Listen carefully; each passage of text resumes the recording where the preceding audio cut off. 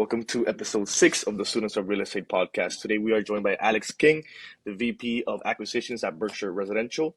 Alex, thank you so much for being here. Lorenzo, Adam, thank you for hosting. It's a joy to be doing something with my alma mater. Absolutely. So just a quick intro. I'm Lorenzo. I'm a junior at Bentley and the VP at the Real Estate Club. My name is Adam Fuller. I'm currently a senior at Bentley, past president of the real estate group, and currently the senior advisor. Awesome.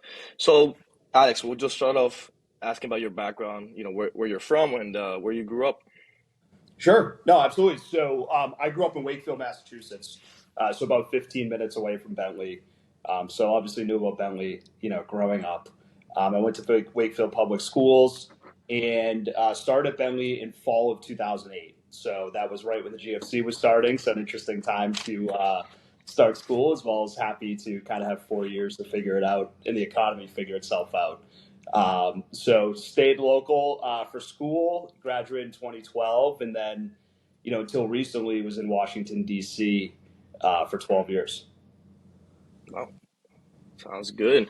And, I was going to ask, how'd you end up in Bentley, but obviously you grew up around there. So Well, there's that, but also, candidly, when I was deciding between schools, my cousin and her husband, they met at Bentley, and I was deciding between being a finance major and an English lit major when I was a junior. And so two very different things. My brother-in-law encouraged me with language that's probably not appropriate for this podcast, but to study finance. And so I just, went all in and kind of saw what my cousins were doing, and, it was a perfect fit. So had a family relationship with the school and, do not regret it one bit. Awesome. Next, just wanted to ask how you were as a student. I know you're an honors student, but kind of in the midst of figuring out your career, were you very career oriented? I know you just mentioned you were kind of in between majors, but just describe what you were like as a student and how you kind of figured things out along the way. Yeah. So while I had figured out before even getting to college that I wanted to be a finance major, I had no idea what I wanted to do within finance, and candidly was not really career oriented. While I was in school, like Bentley, obviously, it's the top of the rankings for career services. I wish I utilized that more. But, I was pretty academic focused as well as, having fun. I think you mentioned I was in the honors program. My approach was if I had over a 3.5 GPA, I wasn't having enough fun. And if I had under a 3.5 GPA, I was having too much fun and needed to study more. So, so I kind of played that line of being a student, enjoying academics. And I did have internships through the summer, but was I out recruiting like some people do, like freshman year, junior, like sophomore year? No, they were more, through network internships. And while they were in finance, they're not related to what I do today. Got it. And what was your first internship nationally? Yeah, so my first internship, I spent 2 summers at BNY Mellon. I was on the performance and risk analytics team. So really just analyzing or helping, analyze, how their investments were doing and really where their alpha or lack of alpha was coming from. Pretty much kind of the backwards looking investment. It was great people. It was a great role. That's what I did for 2 summers. But I wanted to get, more towards a front office role. I think this will be a theme. I'll probably touch on it, but, knowing what you want to do, figuring out what you want to do is also knowing about what you don't want to do.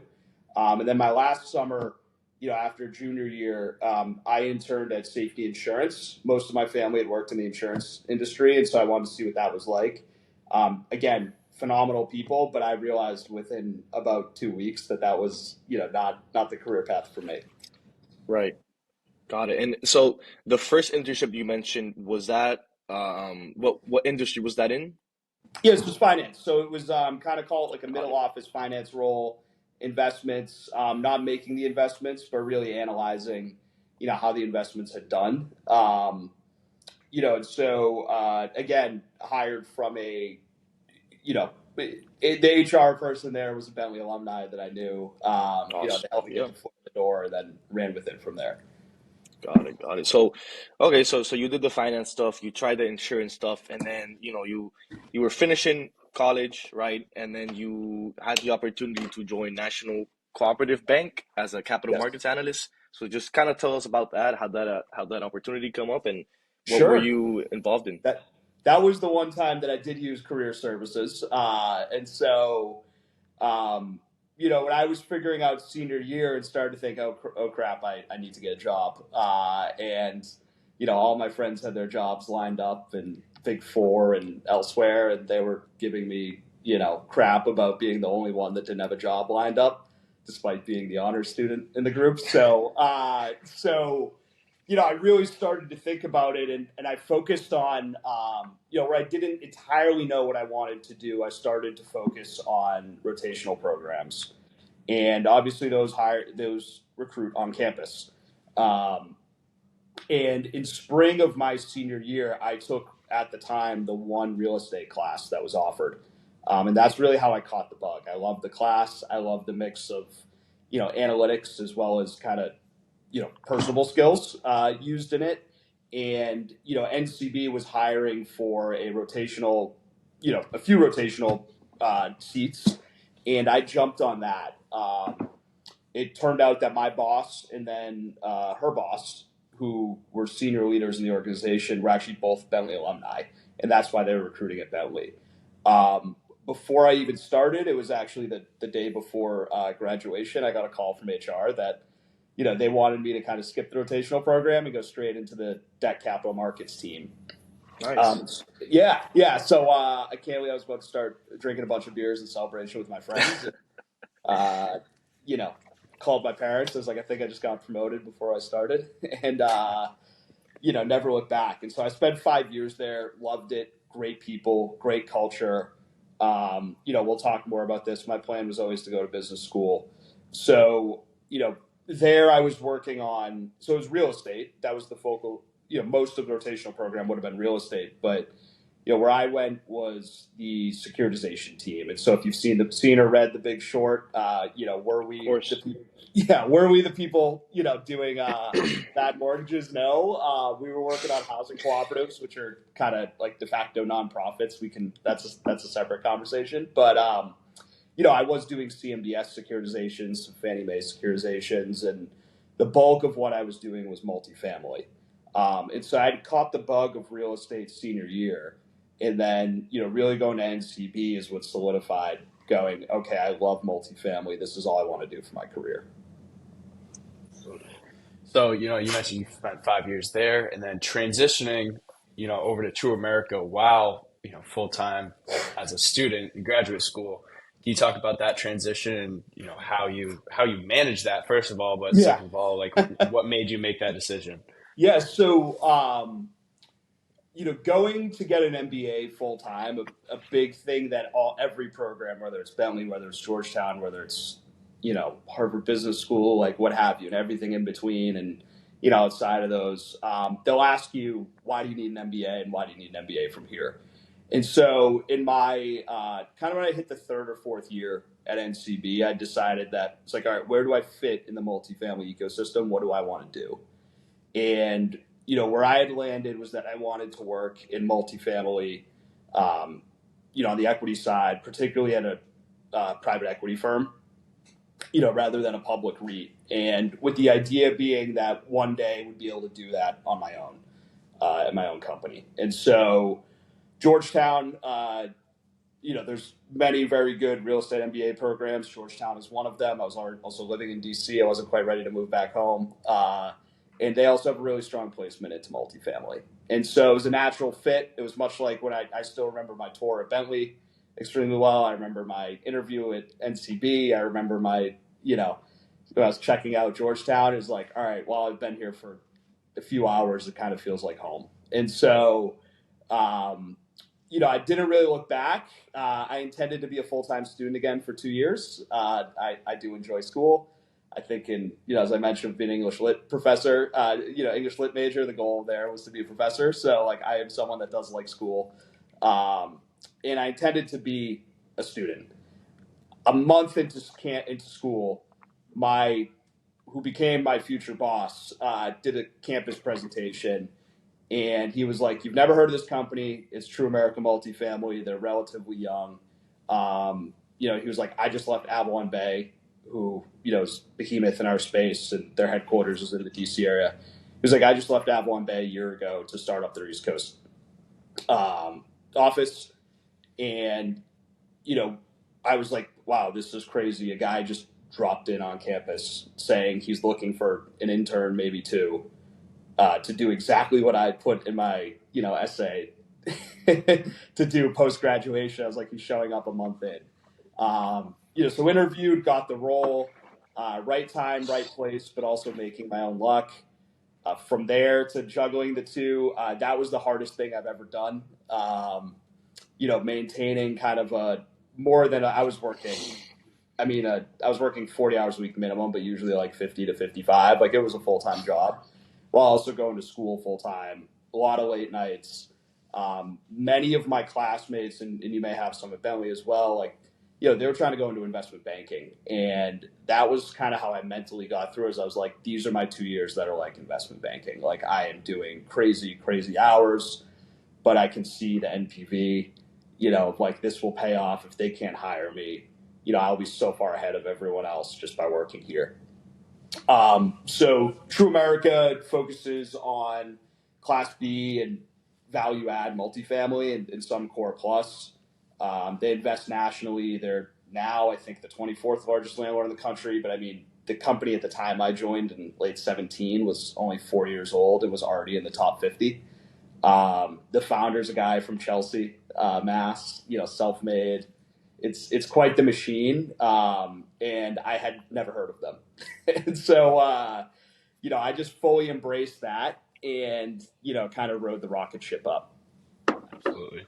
Before we jump into kind of, your progression through TruAmerica, a point came up at our last event, just about, the difference between core plus, value add, opportunistic. I just want to give you a chance to be able to briefly explain that to our members. That's a really good question. And so, and I think also gets to when you're thinking about your career, like where you want to be in the risk spectrum, and what that means for your work life and what you work on, as well as what it means, maybe for like work-life balance as well. And so, the core is going to be generally your sexy new asset. Let's stick with apartments. And so, just because that's what I know best, I'm sitting in a core apartment building right now. Think of like your brand new high-rise, brand new suburban, spread out garden style apartment with a ton of buildings. Generally something that's 10 years old or newer. Although some people might tighten up that age, to be 5 years or newer. And the idea with a core investment is that you're making more so of a market bet. And so think of that as an allocator, as an investor. You're saying, hey, Boston is going to outperform elsewhere. We should go buy something in Boston. It provides some upside in that it can appreciate in price, but also it's like a bond, right? Like, we're going to get cash flow. Core plus, that is going to be, where there's like a light business plan. So maybe it's you're doing interior renovations and you're adding plank flooring instead of carpet and you're going to charge a premium, or you're doing something very light. You're putting in stainless steel appliances, or maybe there's like operational upside. The current owner is not efficient. And so there's a little bit of risk to the business plan, but it's not egregious. And the idea is often to make it something core-like. So if you're looking at an IRR, I usually think of a core investment. You could say unlevered or levered, but generally like mid to high single digits with leverage. A core plus investment is probably like an 11, 12, 13 IRR. And then value add is where, you hear about rehab, right? And it was very in vogue in the last 10 years. And now it's been a bit harder the last few years. But so that's where you're going in and renovating whole kitchens, probably renovating common areas and, amenities. And so with that, you're generally targeting mid-teen IRRs. And so it's higher risk, higher reward. And then finally we'll be opportunistic. And that's where you see a lot of the coolest projects. But, again, the most risk, that's development. That's like adaptive reuse. that like where you see like total change of use, that can be, it's very boom or bust, but when it hits, it can be really, really, profitable. Absolutely. Thank you Got so it. much for that.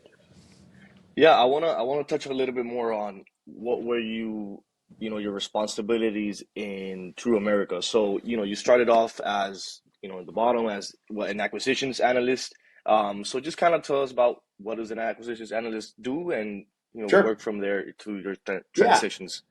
Yeah. So while I was an MBA intern, they also kind of gave me the outward facing title of analyst. And I would say while I was an intern, it was kind of like my, couple years doing analyst slash associate type work. So actually, they're pretty relevant to someone fresh out of school or someone that like maybe goes and works somewhere else for a year or two and then gets, over to the private equity side. And so those entry level jobs and what I was doing, a lot of it was underwriting.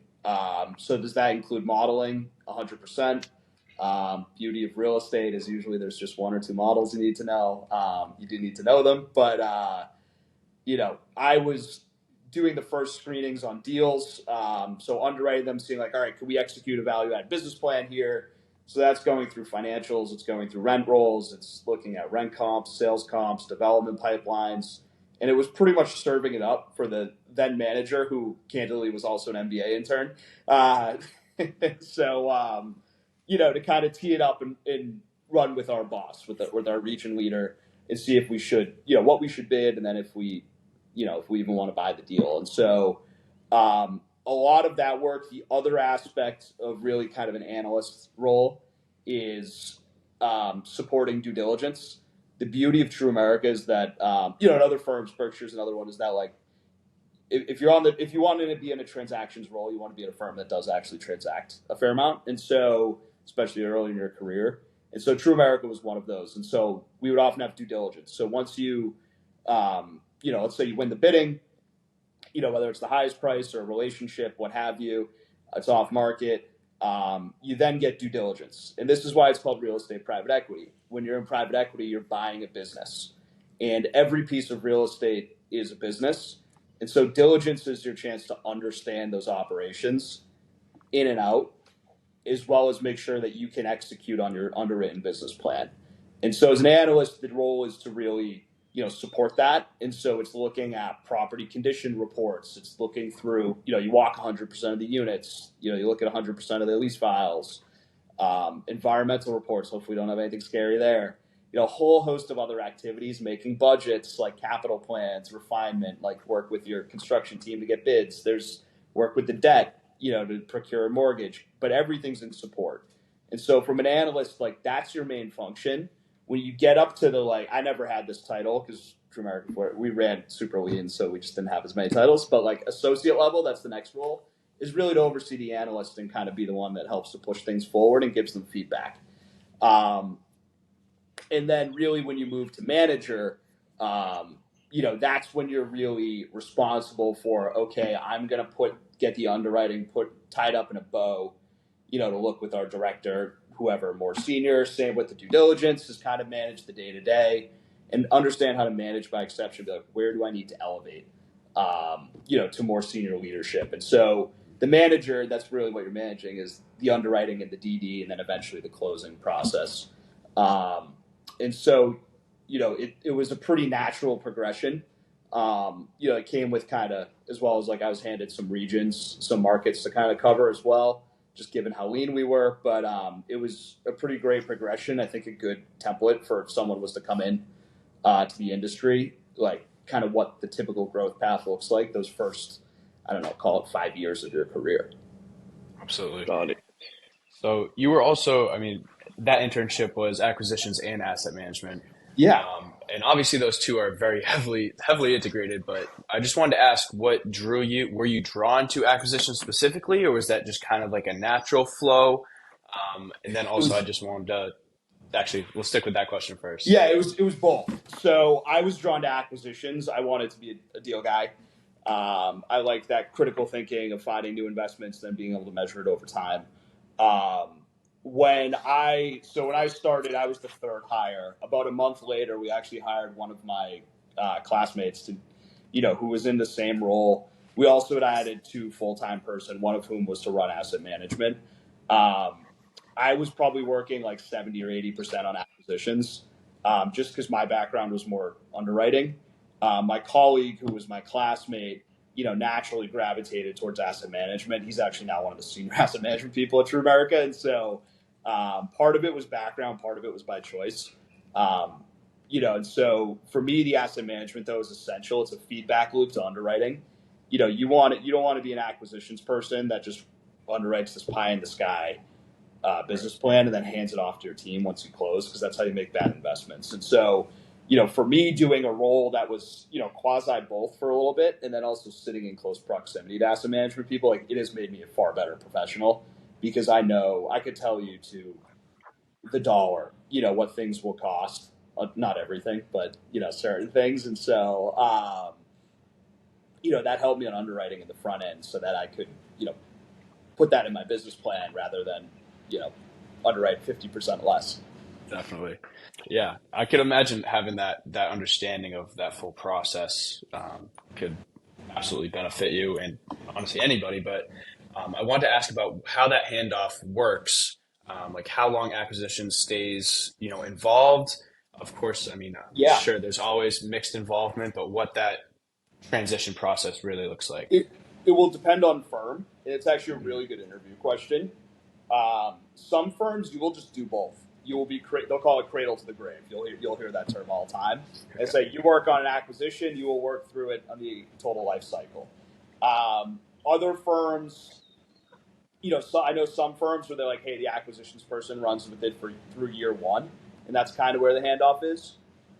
In my experience, and I think probably like, I don't know, maybe half the firms are that, cradle to the grave, 40%, or handoff 10%, maybe under 10%, or, you stay on through year one. And so in my experience at TruAmerica, and I think a lot of my peers said, if you look at the top 50 NMHC owners,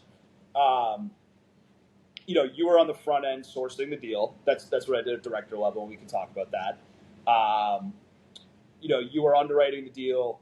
You are, doing the bidding or tying it up, is what people will say, is like winning the bidding, negotiating the contract. You were doing everything, through getting the contract and oversight of DD, due diligence. And some firms will have you stop there and kind of hand it off, especially if they have a property management company in house. But in my experience, we use third-party management, TruAmerica, so you'll never see TruAmerica's name on a property they own. They'll have like Greystar Managing or other large firms. And so we would stay on, through the end of the diligence period, which is usually like 30 days, most deals. And then you have a 30-day closing most of the time.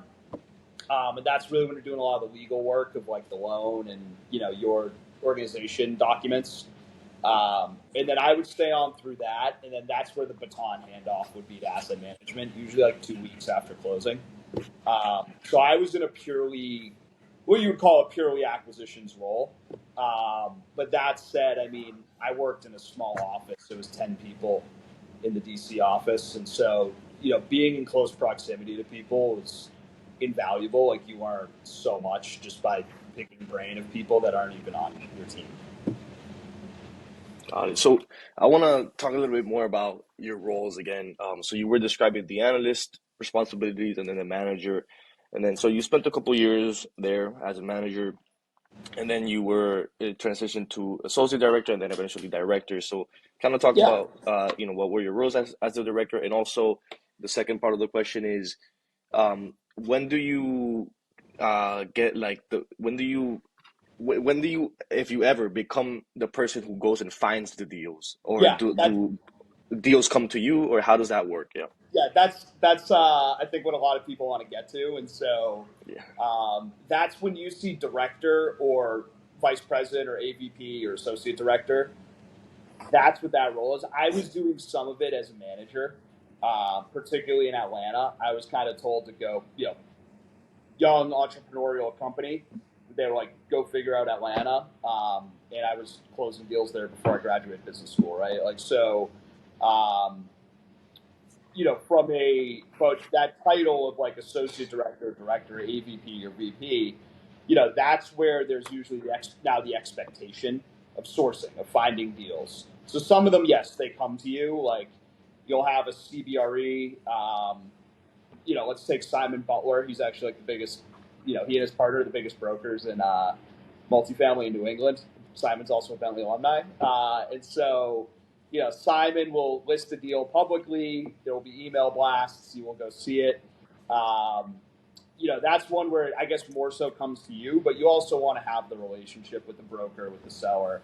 But also in that role, ideally you're looking for off market or kind of quietly marketed or almost like a pocket listing. Like if you think about like single family housing. And so that's where relationships come in. And so when you see those titles of associate director or director, that more so becomes your primary function is finding deals to invest in. Or if you're limited partner where you're not the operator, is finding operators to invest with who find the deals. And so it is fun. It is the competitive nature. It is like the hunting that I think a lot of people like. I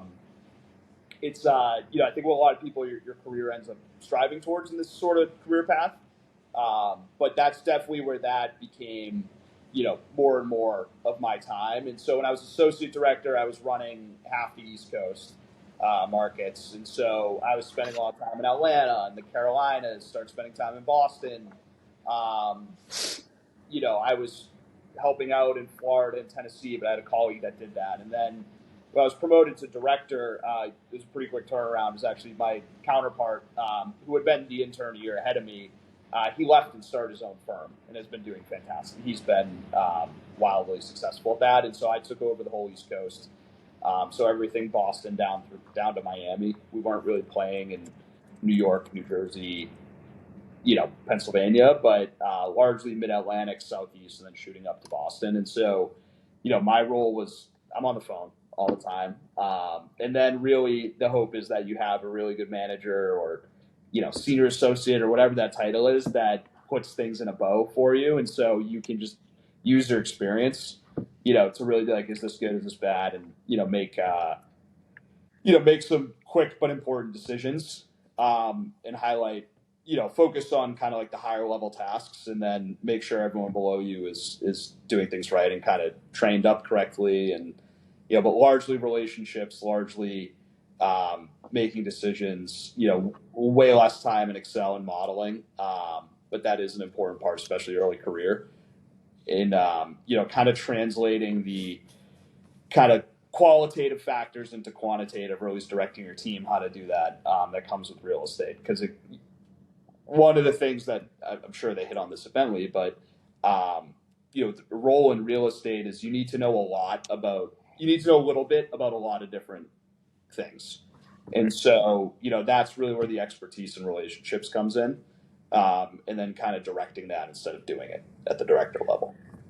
Got it. I'm just curious, like you mentioned that you were looking at different markets. So how do you manage all these different markets? Because obviously they're all different relationships, right? Different brokers, Yeah. different people to manage, Yeah. different numbers, right? We're talking about different rental rates, different vacancy rates, Yeah. all those different metrics. So how do you, yeah, go ahead. That was the hardest part, is being present everywhere. And I had a lot of ground to cover. I think one, if you're going to run very lean, like TruAmerica does, like when I left, they were about 70 to 80 employees. And they owned, they either owned or third party asset managed like 60,000 units. Like, so huge company. It ran really lean. And so it's impossible to be everywhere all at once. From a, broker relationships and owner relationships, it's having great time management, organization skills. But yes, there's some times where it could be a year where you're like, I didn't really spend any time in Jacksonville this year.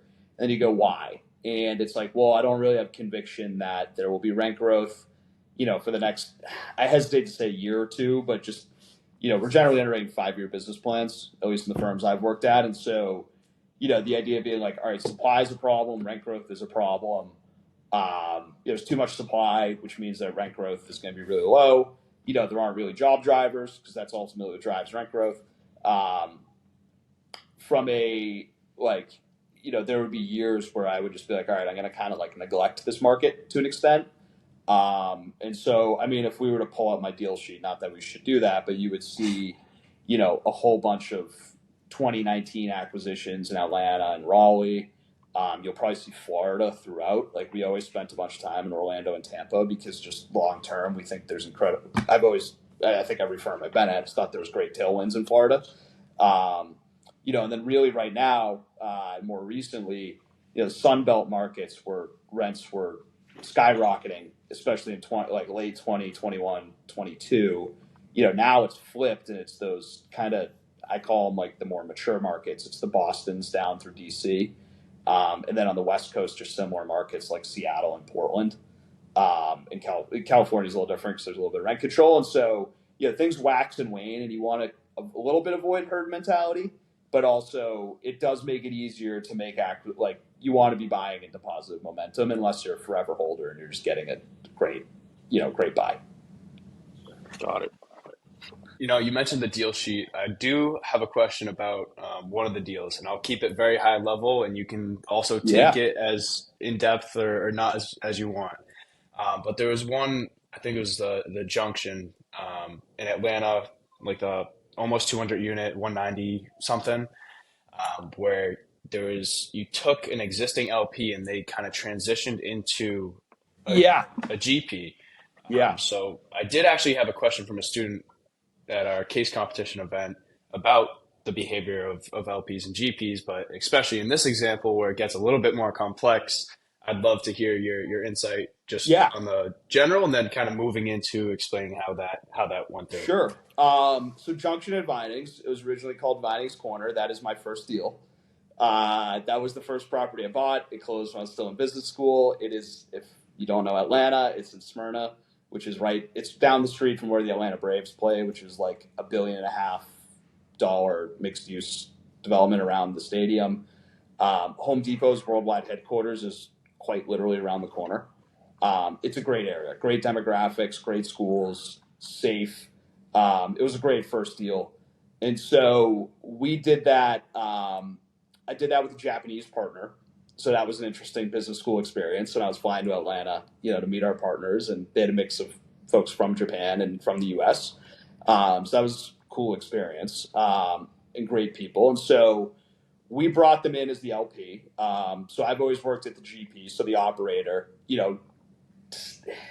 Structures can vary, but very common is that the GP will come in with like 10% of the equity, and then the LP will come in with 90%. And the idea being, if the general partner outperforms, they get carried interest or promote.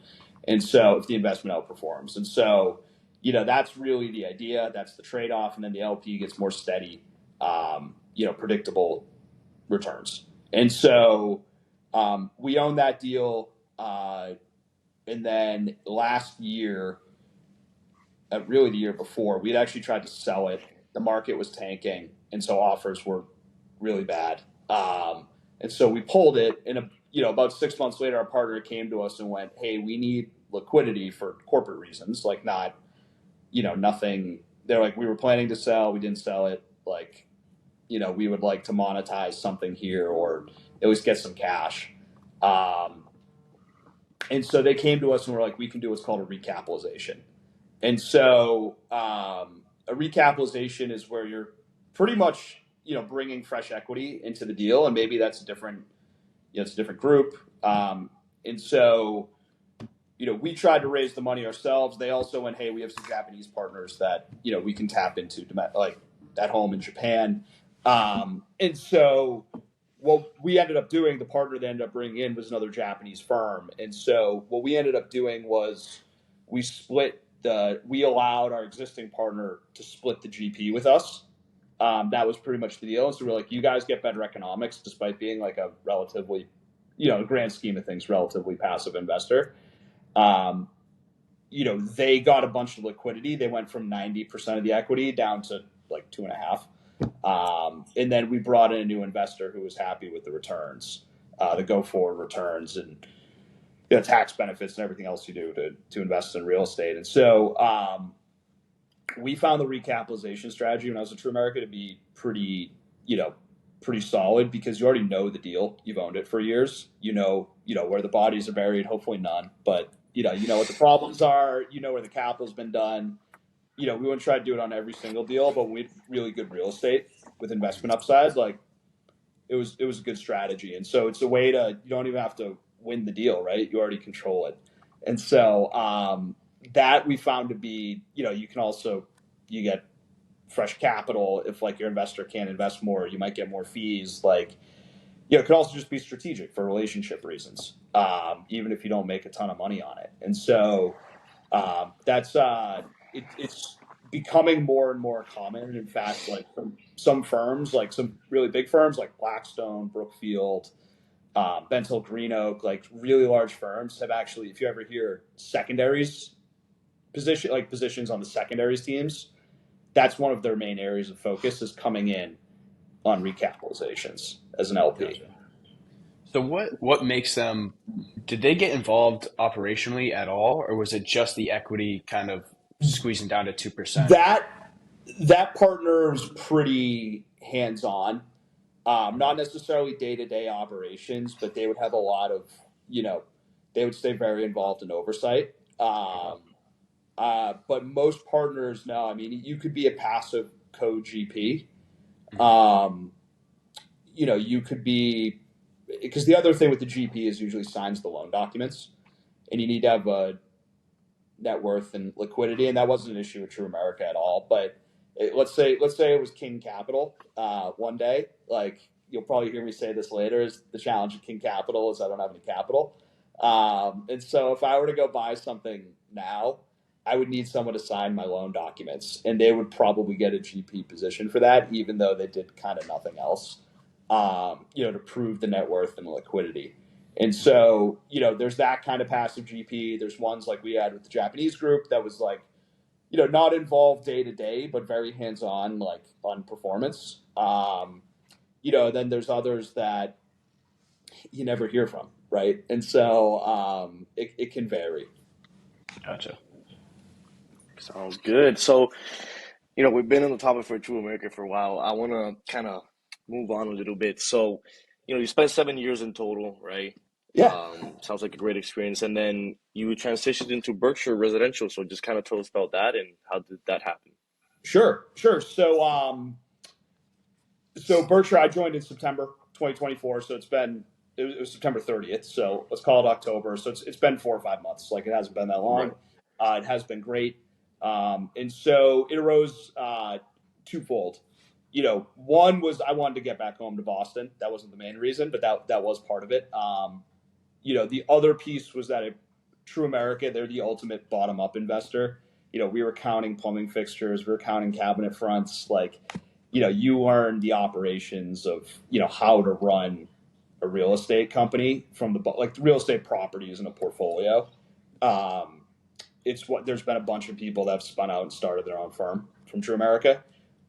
Berkshire, while they still do all that, is very much a top-down investor, in my opinion. And so they're thinking about market selection, strategy, broadly of the firm, capital formation. It's not that those things didn't happen at TruAmerica. They certainly did. But, I think there's other great operators like TruAmerica, but I don't know if there's anyone that's like better, more efficient. And then Berkshire also does that as in-house management, but is really, really, really good at that top-down investment approach.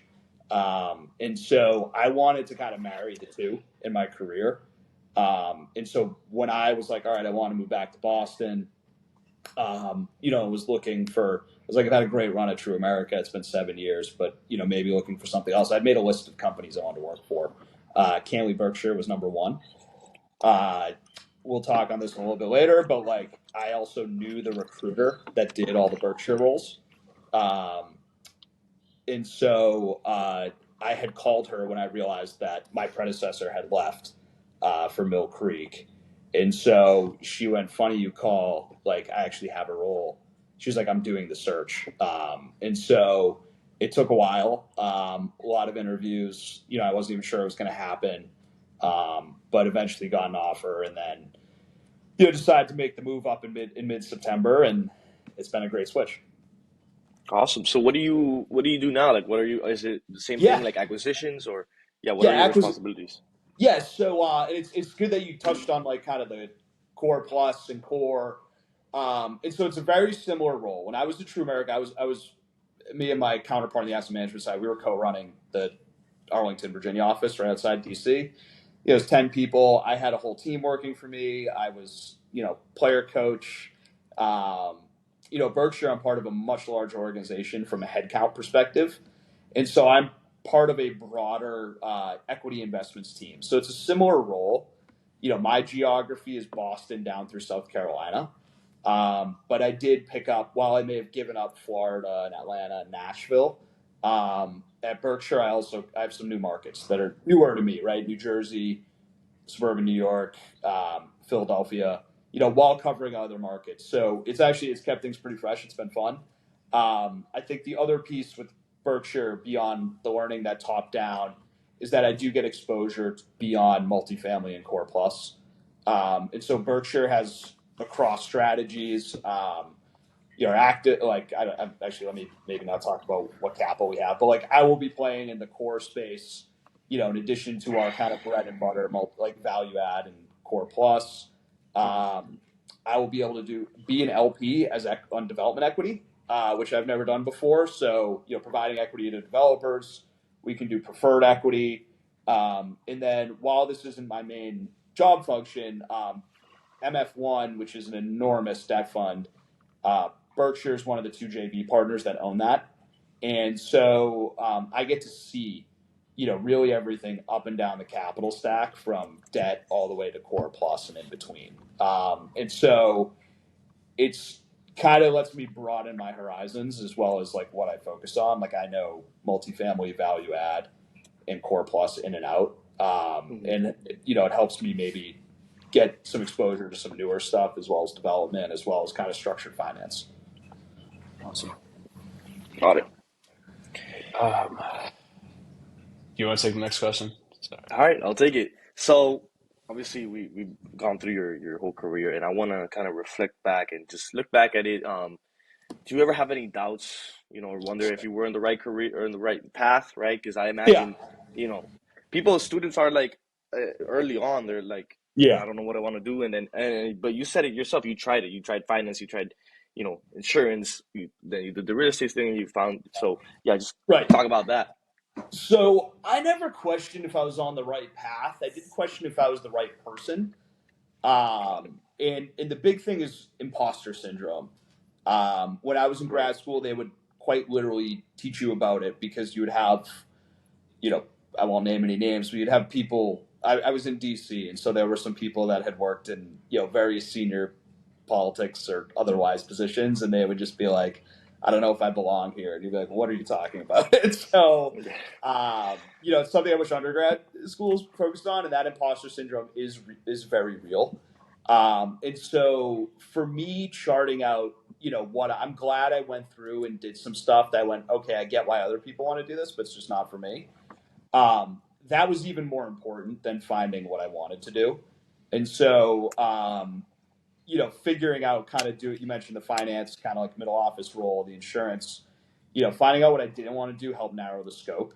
And then another thing, and this helped with the, imposter syndrome to an extent, was then further narrowing it, was being like, all right, what exactly do I want to do in real estate, multifamily? What do I want to do beyond that, right? Like I want to do value adding core plus. And so, that does help in eventually charting out what you want to do and then kind of working backwards from where you want to get to. But yeah, the doubting myself, I mean, especially when I was in grad school and, working at TruAmerica at the same time, like it was probably every other day, Yeah. whenever I had a free moment. But, what I always came back to was like, all right, an institution like Bentley, accepted you for a reason. They believe in your, not only where you are, but your growth, right? Same with when I went to grad school, same with my employers. It's like they saw something.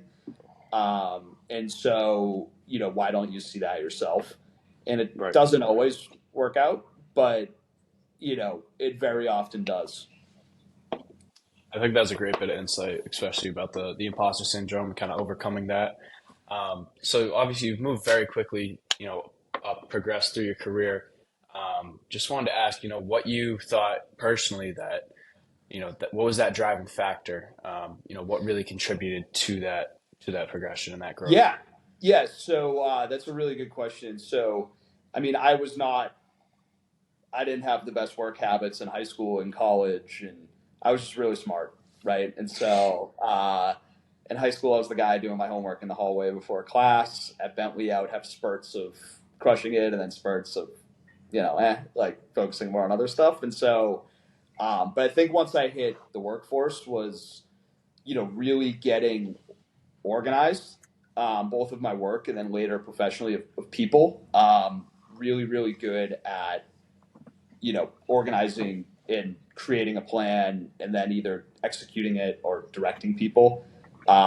I will say there was a period of time where I just took pride in working harder than anyone else. So it's like there will be other people that work as hard, but no one harder. I don't know if I want to recommend that one, but if you can compartmentalize your mind into that when you're doing work, do it that way.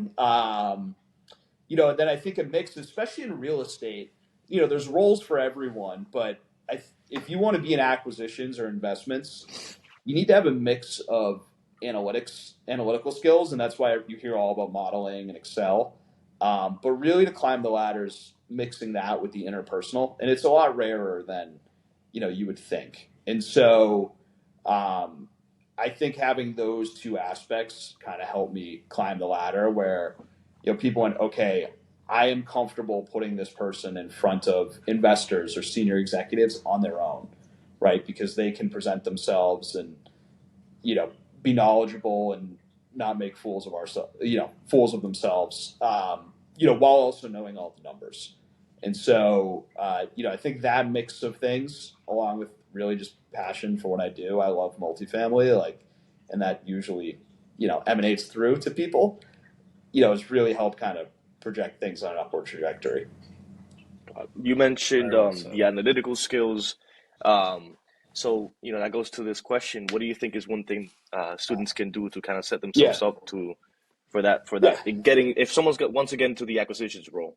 right. So I think in acquisitions and asset management, in development as well, Excel modeling is table stakes. And candidly, that's really what a lot of employers are looking at right after undergrad. And so, learning how to do a discounted cash flow, so a pro forma, knowing Excel shortcuts and formulas is important as well. But it's not just being able to do it; it's understanding it and then interpreting it. There's a whole bunch of courses out there that didn't exist, Yeah. when I was coming up. I mean, candidly, I didn't really learn how to model until I was 25. So I wasn't doing this as an undergrad. I wasn't even doing the first few years of my career, and I was doing well. And so, but like Adventures in CRE is a good one. There are others. There's Breaking into Wall Street. There's a whole bunch of them.